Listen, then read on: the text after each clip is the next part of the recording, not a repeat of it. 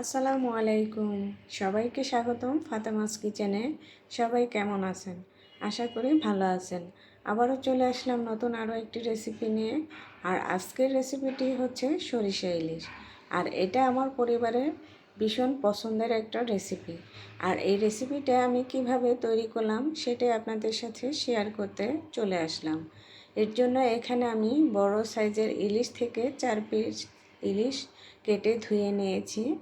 এখন আমি প্যানের মধ্যে দিয়ে দিচ্ছি পরিমাণ মতো তেল। আর এখানে আমি দিয়ে দিচ্ছি 2 টেবিল চামচের মতো হচ্ছে পেঁয়াজ কুচি। এখন আমি এই পেঁয়াজটাকে নেড়েচেড়ে লাল লাল করে পেঁয়াজটাকে ভেজে নেব। আর এই পর্যায়ে আমি দিয়ে দেব আবারও 2 টেবিল চামচ পেঁয়াজ বাটা। এখন এই পেঁয়াজ বাটাটাও কিন্তু আমি ভালোভাবে নেড়েচেড়ে ভেজে নেব যেন পেঁয়াজের কাঁচা গন্ধটা চলে যায়। তারপর আমি এখানে দিয়ে দিচ্ছি 1 চা চামচ লাল মরিচের গুঁড়া। আর এই লাল মরিচের গুঁড়াটা দিয়ে পেঁয়াজটাকে আবারও কিছুটা সময় ভেজে নেব, তাহলে কিন্তু সরিষা ইলিশের কালারটা খুব সুন্দর আসবে। আর এখানে দিয়ে দিচ্ছি সরিষা বাটা। যেহেতু সরিষা ইলিশ রান্না করব তাহলে তো সরিষা বাটা দিতেই হবে। আর এখানে আমি 2 চামচের মতো সরিষা বাটা দিয়েছি, সামান্য হলুদ গুঁড়া আর দিয়ে দিচ্ছি পরিমাণ মতো লবণ।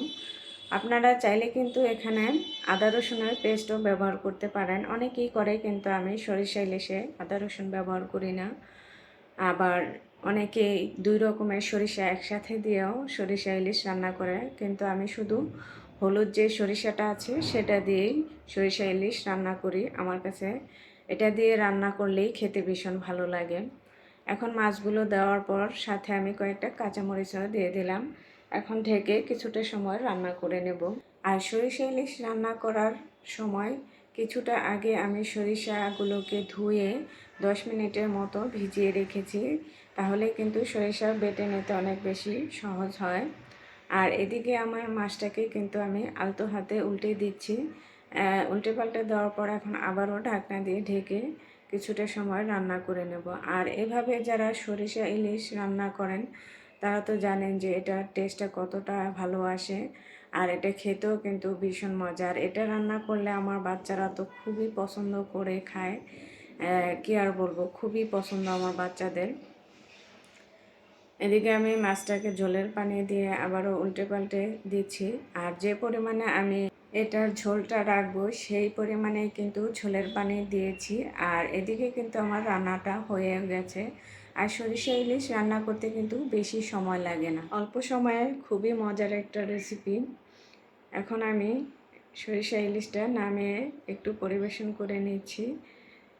এই যে দেখতে পাচ্ছেন আমি একটা প্লেটে সরিষা ইলিশগুলো নামিয়ে নিচ্ছি। মাশাআল্লাহ, এটা দেখতে যেমন সুন্দর হয়েছে আর খেতে তো ছিল অসাধারণ, সেটার আর বলার কিছুই নাই।